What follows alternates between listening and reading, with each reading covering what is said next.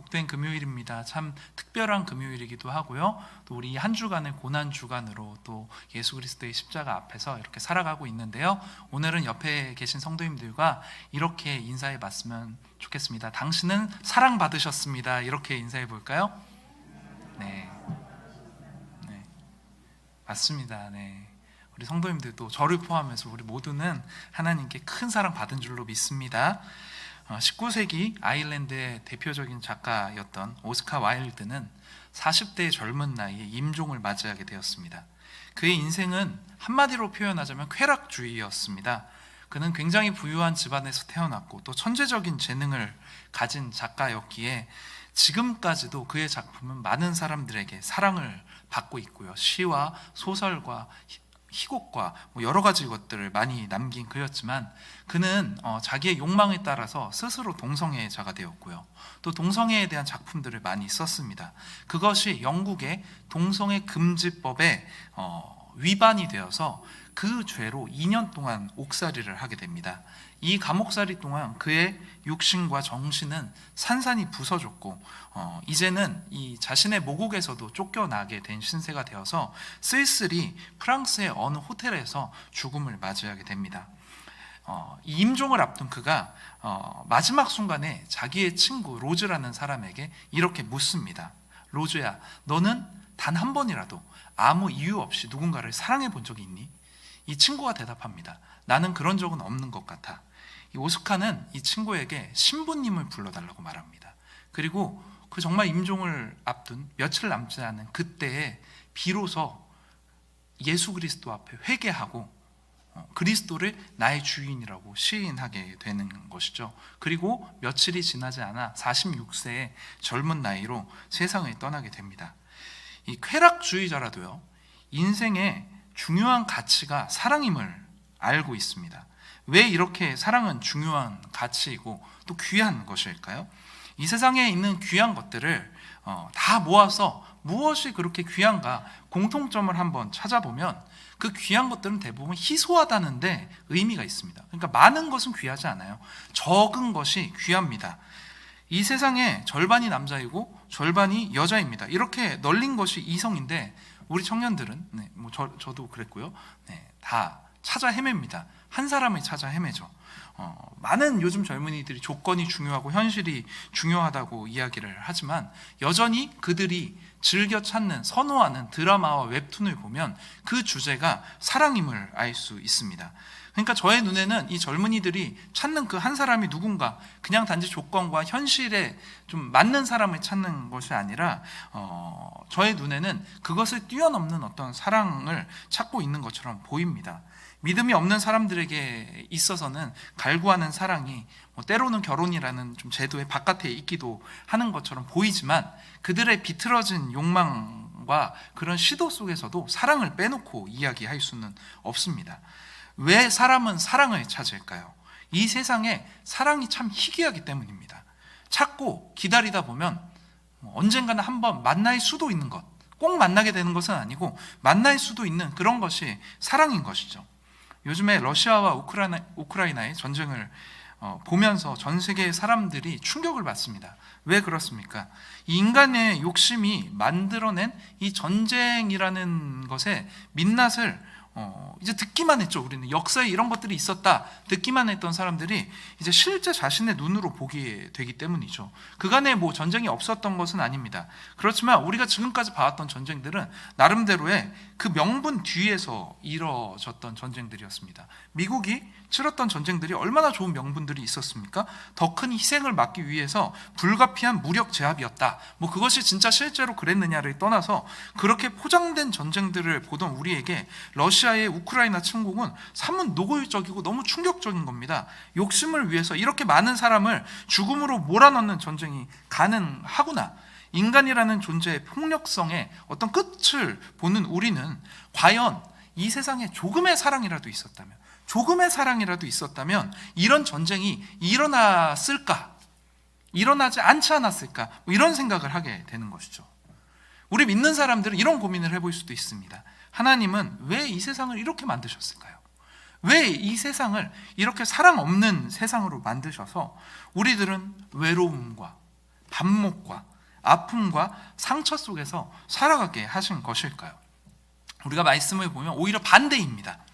하나님께서는 이 세상을 만드신 동기가 사랑이라고 말씀을 하시고, 이 세상을 왜 만드셨냐? 목적도 사랑이시라고 말씀을 합니다. 그런데 너무 역설적이지 않습니까? 사랑으로 만드신 세상, 사랑으로 목적으로 만드신 이 세상이 이렇게 사랑 없음으로 인해서 고통당하는 것을 보면은 하나님의 창조는 실패가 아닌가라는 의문 부호를 찍어볼 여지가 있는 것처럼 보입니다.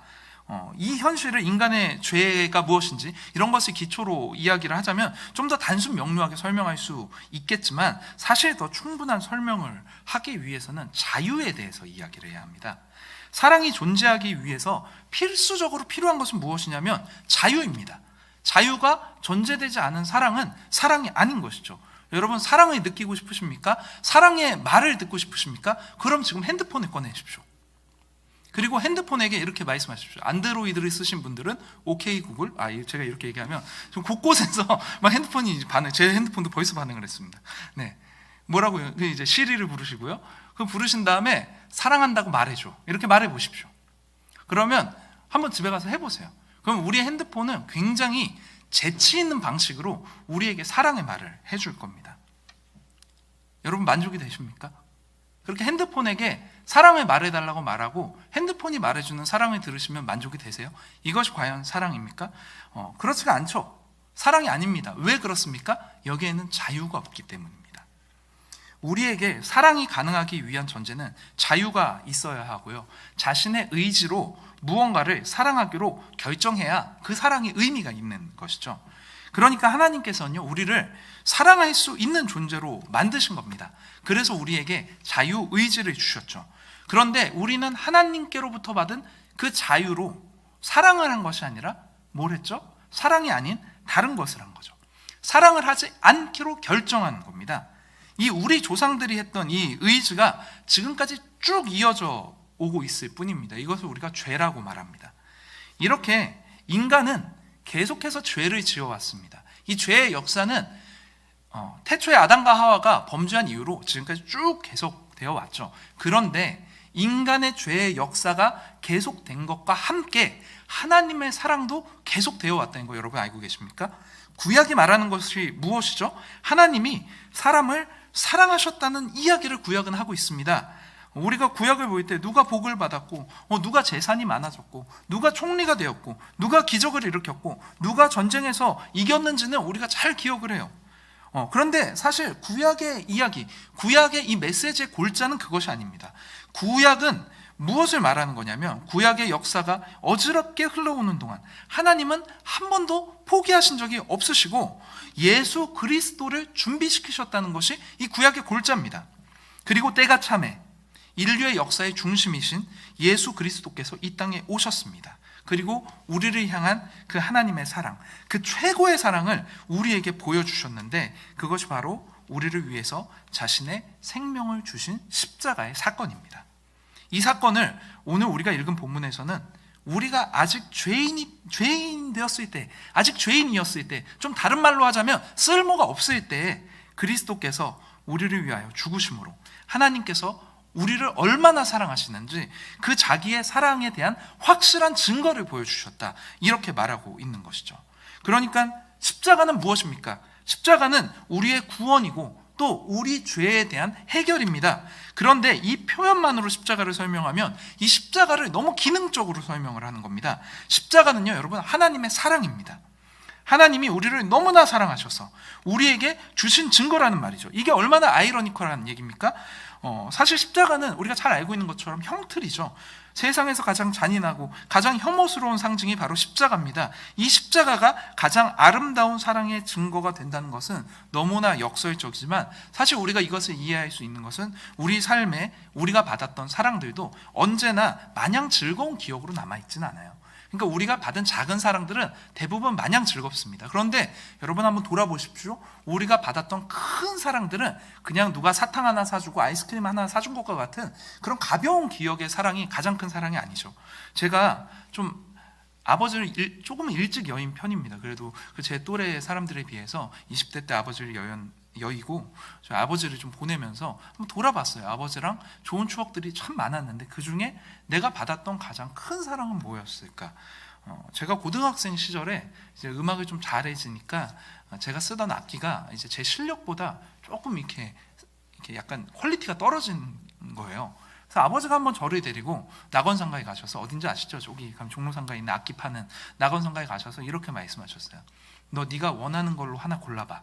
그래서 제가 그때 뭘 골랐냐면 230만 원짜리 베이스 기타를 골랐습니다. 230만 원이 지금도 큰 돈이지만 그때는 엄청 큰 돈이었거든요. 그래서 그거를 한 대 사주셨는데 그 의미를 그 당시에는 잘 몰랐어요. 이제 나이가 먹고 보니 개척교회 하시고 언제나 적자가 나던 그 교회를 20년 동안 섬기시던 아버지가 무슨 돈이 있으셨을까. 사실 저는 뭐 피아노 학원도 돈이 없어서 못 다녔고 계절 바뀔 때 티셔츠 몇 장 사주신 것도 어려워서 못 해주셨던 게 저희 부모님인데, 그런 상황에서 저한테 그 230만 원짜리 베이스 기타를 사주신 게 어떤 의미였는지를 좀 나이를 먹으니까 좀 새삼 알겠는 거예요. 제가 얼마나 철이 없었냐면 그렇게 아버지께서 사주셨던 그 기타를 팔았었어요. 필요가 없어서 팔아버렸습니다. 그러고 있다가 아버지가 돌아가시고 나서야 그 기타가 참 그립더라고요.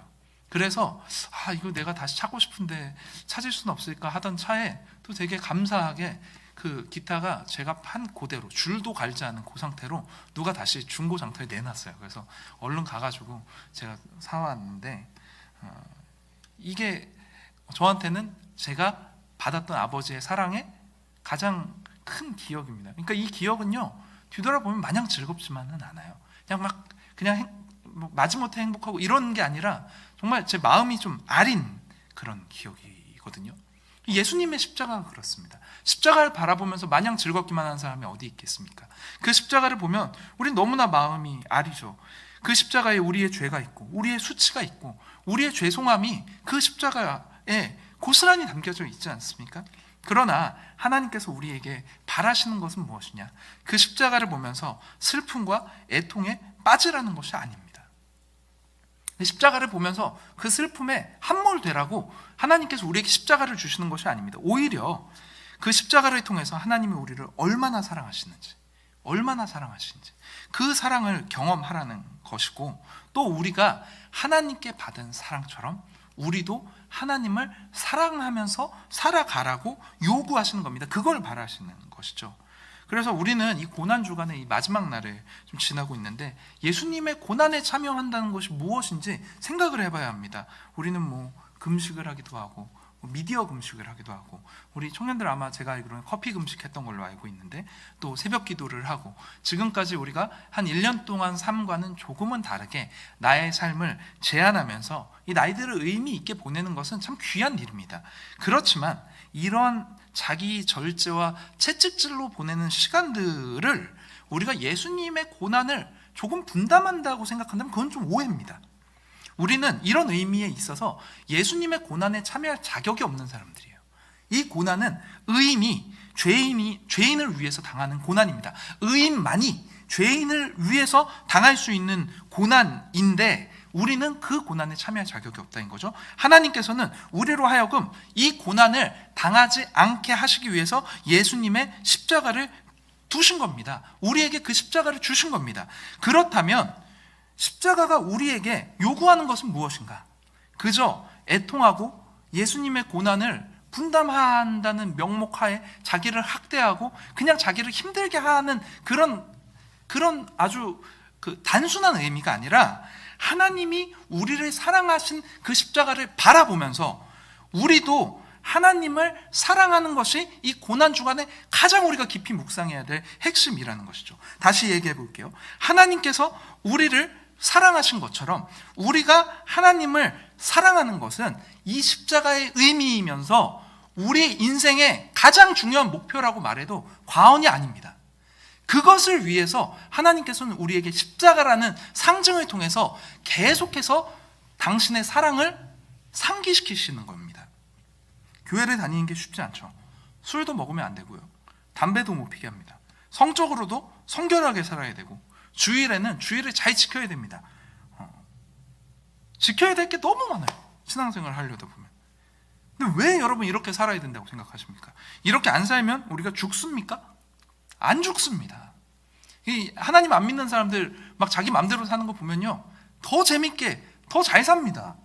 근데 왜 하나님께서는 우리에게 이러한 삶의 질서를 우리가 이제 느끼는 걸로 보자면 제한을 이렇게 딱 걸어 놓으시고 너희들 이렇게 살아야 된다고 우리에게 왜 말씀하시는 걸까요? 우리를 힘들게 하시려고 그러시는 걸까요? 아니죠. 하나님께서는요, 이런 규칙들을 통해서 우리를 자꾸 건드리시는 거예요. 이게 툭툭 건드시는 거예요. 야, 원효야, 원효야, 건드시는 거예요. 그러니까 우리가 살아가다 보면요, 남들은 제한 없이 잘 사는데 우리는 너무 걸리는 게 많아요. 살다 보면 이렇게 어깨에 뭐가 툭 걸려요. 뭔가 봤더니 오늘 회식 가야 되는데 내가 오늘 술을 안 먹어야 되는 거예요. 우리 청년들 얼마나 스트레스인지 제가 잘 안다니까요. 저도 그런 거 너무 많이 겪어봐서 자꾸만 걸리는 겁니다. 그거에 통해서 하나님은 뭘 하시는 거냐면 우리를 먼저 자꾸 부르시는 거예요. 걸리게 하시는 거예요. 나를 기억하라고. 그렇게 말씀하시는 겁니다. 선악과의 의미도 마찬가지예요. 하나님을 기억하는 겁니다. 그것을 통해서 하나님을 바라보고 하나님과 관계를 맺되 인격적인 관계를 통해서 우리와 함께 하시는 어떤 약속인 겁니다. 그래서 교회는 본질적으로 무엇이냐? 여러분이 돈을 많이 벌거나 사업이 성공하거나 좋은 대학을 가거나 좋은 직장에 가는 것과 가장 본질에 있어서는 큰 상관이 없어요. 교회는 그런 걸 하는 곳이 아닙니다. 그럼 교회를 똑같이 다니는데 왜 누구는 성공하고 누구는 못 성공하고 누구는 공부 잘하고 왜 누구는 공부 못합니까? 이런 것들이 믿음과 신앙의 차이가 아니에요. 그러니까 교회에서 어떤 하나님을 더 잘 믿으라는 것은, 더 깊은 신앙을 가지라는 것은 이 신앙을 통해서 사회에서 더 성공하는 걸 의미하지 않습니다. 교회가 추구하는 것은 무엇이냐? 하나님을 사랑하며 살아가는 겁니다. 단지 이것입니다. 하나님을 사랑하며 살아가는 것. 너무나 중요한 문제죠. 그런데 많은 교회들이 하나님과 사랑을 나누는 삶에 관심이 없어요. 많은 성도들이 하나님과 사랑을 나누면서 사는 삶에 관심이 없습니다. 어떻게 하면 내가 하나님과 더 사랑을 나눌 수 있을까를 고민하지 않는 거예요. 어떻게 하면 성공할까? 어떻게 하면 이 공동체에서 어디나 그렇듯 어느 사람들이 모여도 똑같듯 내가 좀 더 높은 자리 차지할 수 있을까? 내 잘남을 사람들 앞에서 어떻게 하면은 너무 노골적이지 않게 잘 드러낼 수 있을까? 어떻게 하면 이 관계를 통해서 나의 외로움들을 좀 달래고 극복할 수 있을까? 이런 부차적인 문제들, 이런 거에만 관심을 갖고 그것을 향해 걸어가는 안타까운 현실이 이 교회에 있고 우리에게도 있습니다. 사실 이러한 생각 끝에 전쟁도 있는 겁니다. 성공도 명예도 재물도 침묵도 우리의 문제를 해결해 주지는 못합니다. 정말 중요한 것이 무엇입니까? 사랑이죠. 이 사랑 안에 모든 해결책이 있다는 것을 여러분 꼭 믿으셔야 합니다. 예전에 가르쳤던 제자가 있습니다. 이 친구가 굉장히 많은 상처를 안고 교회에 왔습니다. 교회에 오게 된 이렇게 경위를 보자면 엄마가 열심히 교회를 다니고 있었는데 아버지는 교회를 안 다니신 거예요. 근데 아버지가 이제 교회 좀 나오겠다 싶었을 때 어머니랑 아버지가 이혼을 하셨는데, 이혼을 한 아버지가 교회에 있던 다른 여집사님하고 6개월 만에 재혼을 하시면서 그것도 화가 나는데 안수집사가 되신 거예요. 이 친구가 교회에 너무 큰 실망을 한 거예요. 그리고 그냥 정말 도망치듯이 그 교회를 뛰쳐나와서 저희 교회로 와서 항상 이렇게 눈빛이 퀭해서 다닌 게 밉기도 하고 어린 마음에 한편으로는 안쓰럽기도 하고 참 그러던 친구가 있었는데, 그래서 제가 그 당시에 이렇게 교회 이제 도착하면 첫 마디가 뭐냐면, 이제 뭐 예를 들어 그 친구 이름이 뭐 수영이면 야 수영이 어디 있어? 수영이 전화해. 이게 제 첫 마디였어요. 그만큼 뭐 아주 그냥 퀭한 눈빛으로 지각을 일삼고 그러던 이제 친구였는데, 그냥 어느 순간에 이 친구가 바뀌더라고요. 그래서 그냥 그런가 보다 했어요. 그래서 뭐 어느 순간에 눈빛이 아주 초롱초롱해지고 얼굴이 밝아지고 아주 너무나 충성스러운 일꾼이 되는 모습을 보면서 그냥 그런가 보다 그냥 그렇게 넘어갔습니다. 그렇게 한참 지나서 나중에 제자 훈련할 때였던 것 같아요. 이렇게 이야기를 하다가 야 소영아, 너는 어떻게 하다가 이렇게 믿음이 생겼니? 그럼 생각해보니까 궁금하더라고요. 얘가 분명히 믿음이 없는 애였는데 믿음이 있단 말이에요. 어떻게 그랬니? 그랬더니 전도사님 제가 말씀 안 드렸던가요? 그러면서 이제 자기 이야기를 하는데 자기 인생에 가장 힘든 날이 있었대요. 이 친구의 이제 가장 힘든 문제는 이 가정이 이제 아버지와 새엄마 그리고 아버지 쪽 자녀 자기랑 동생, 새엄마 쪽에 또 자녀 2명이 이렇게 한 가족으로 살았는데 이 새엄마가 정말 많이 괴롭혔어요. 제가 알거든요. 뭐 깨진 유리를 신발 속에 넣는다든가 이렇게 정말 우리가 TV에서나 볼 법한 그런 폭력적인 괴롭힘들을 계속했는데 이 친구가 또 악발이라 그거를 다 버텼어요. 근데 이 갈등이 계속되다가 어느 순간에 이 친구가 무너졌냐면 그 갈등 속에서 아버지가 이제 화가 나서 이 친구한테 손찌검을 한 거예요. 그러니까 이 친구는 엄마랑의 갈등은 참을 수가 있었는데, 새엄마랑의 갈등은 참을 수가 있었는데 자기 편이라고 생각했던 아버지가 자기를 학대했다는 사실에 대해서 이 친구가 너무 큰 실망을 겪었다는 거죠. 그리고 이렇게 방에 앉아 있는데 이렇게 표현하더라고요. 창문이 크더래요. 창문이 크더래요. 그래서 저 창문 참 크다. 내 한 몸 날리기에는 충분하겠구나. 이런 생각이 들더래요. 그래서 그냥 이 지긋지긋한 삶을 그냥 그렇게 정리하고 싶다는 그런 생각이 들어서 내가 오늘은 정말 내가 이렇게는 더 못 살겠다. 그리고 사실 죽을 마음이었는데 죽기 전에 내가 하나님한테 따지기나 해야 되겠다고 생각을 하고 하나님한테 막 따졌다는 거예요. 내가 뭘 그렇게 잘못했냐고. 내가 뭘 그렇게 잘못했길래 나는 지금 몇 년간 이런 진짜 나의 어떤 잘못으로 인한 벌도 아니고 이런 어려움을 당하고 있으면 내가 왜 인생이 이 모양이냐고 하나님께 막 따졌더니 하나님이 또 대답을 해주시더래요. 응답을 해주시는데 뭐라고 응답을 해주시냐면 이렇게 말씀을 하시더래요. 수영아, 내가 너를 사랑한다. 그 얘기를 듣는데 더 화가 나더래요. 내가 언제 그게 궁금했냐고. 내가 말하는 건 내가 그렇게 뭘 잘못했길래 하나님 나한테 이러시냐고 또 막 따졌대요. 그랬더니 하나님 2번째 대답을 해주시더래요. 수영아, 내가 너를 사랑한다. 그리고 더 화가 나더래요. 또 따졌대요. 근데 이제 3번째, 수영아, 내가 너를 사랑한다. 이렇게 말씀하시는데 정말 뭐라고 설명할 수 없는 그런 눈물들이 막 흐르면서 그런 대답을 바랬던 게 아닌데 자기의 마음에 자기를 아프게 하고 힘들게 하고 자기를 그렇게 괴롭혔던, 정말 어떻게 얽혔는지 모르겠으니까 어디서부터 풀어야 될지 모르겠던 그 마음들이 하나하나 풀어지면서 자기 마음속에 있는 문제가 해결되는 걸 경험했다는 이야기를 하면서 그게 자기가 만난 하나님이었다는 거죠. 여러분, 십자가는 하나님의 사랑의 가장 큰 상징입니다. 우리 영혼에는 사랑이라는 큰 구멍이 있어요. 사랑이라는 큰 구멍이 있는데 그래서 우리는 마음에 뭘 넣어도 줄줄줄 새요. 여기에 이 구멍이 막히지 않는 이상은 줄줄줄 새는 거예요. 그래서 많은 사람들이 이 구멍을 채우기 위해서 많은 걸 우겨 넣어봐요. 우선 한번 우겨 넣어보는 거예요. 그래서 대강 막은 것 같습니다. 근데 꼭 맞지 않는 걸로 우겨 넣으면요 또 줄줄줄 새는 거예요. 그러니까 잠깐은 내가 채워졌구나, 내가 만족하는구나 느낄지라도 시간이 지나고 나면 또 그 구멍으로 줄줄줄 새서 결국에는 허무만 남고 결국에는 실망만 남고 외로움만이 남는 거 아니겠습니까? 그게 사람의 인생입니다. 이 구멍을 꼭 맞게 채울 수 있는 것은 무엇이냐면 오직 하나님의 사랑입니다. 그래서 이 세상의 모든 것을 다 얻어도 하나님의 사랑을 얻지 못한 사람은 허무한 거예요. 반대로 이 세상에 아무것도 얻지 못했어도 하나님의 사랑을 얻은 사람들은 아무것도 없음에도 만족이 되는 겁니다. 인생의 만족이 되는 거예요. 그래서 우리는 예수 그리스도의 십자가 앞으로 나아가야 하는 겁니다. 그게 우리가 예수 그리스도의 십자가 앞으로 나아가야 하는 이유입니다. 왜? 그 십자가가 하나님의 사랑의 가장 큰, 가장 확실한 증거이기 때문에 그 앞으로 나아가서 그 흉악한 십자가 보면은 죄인인 나의 모습이 생각하는 그 아픈 십자가, 그 십자가가 하나님께서 나를 사랑하시는 가장 큰 사랑이라는 것, 최고의 사랑이라는 것을 우리가 바라보면서 그 십자가 앞에 서는 것이죠. 그때에서야 비로소 우리는 무엇이 행복인지, 무엇을 위하여 살아가는지, 우리는 무엇을 위하여 존재하는지를 다시금 발견할 수 있는 것입니다.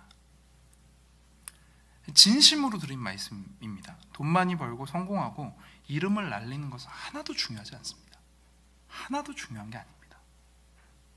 중요한 것은 나를 지으신 하나님이 나를 목숨만큼 사랑하신다는 것이고, 나도 목숨 다해 주님을 사랑하는 행복한 삶을 살아가는 것이 중요한 겁니다. 사랑하는 여러분, 십자가를 가까이 하시기를 축복합니다.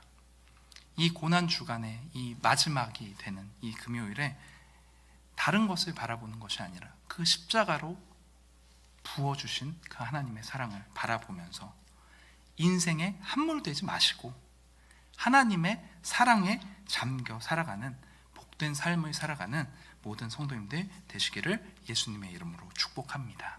우리 같이 말씀 붙잡고 기도하도록 하겠습니다.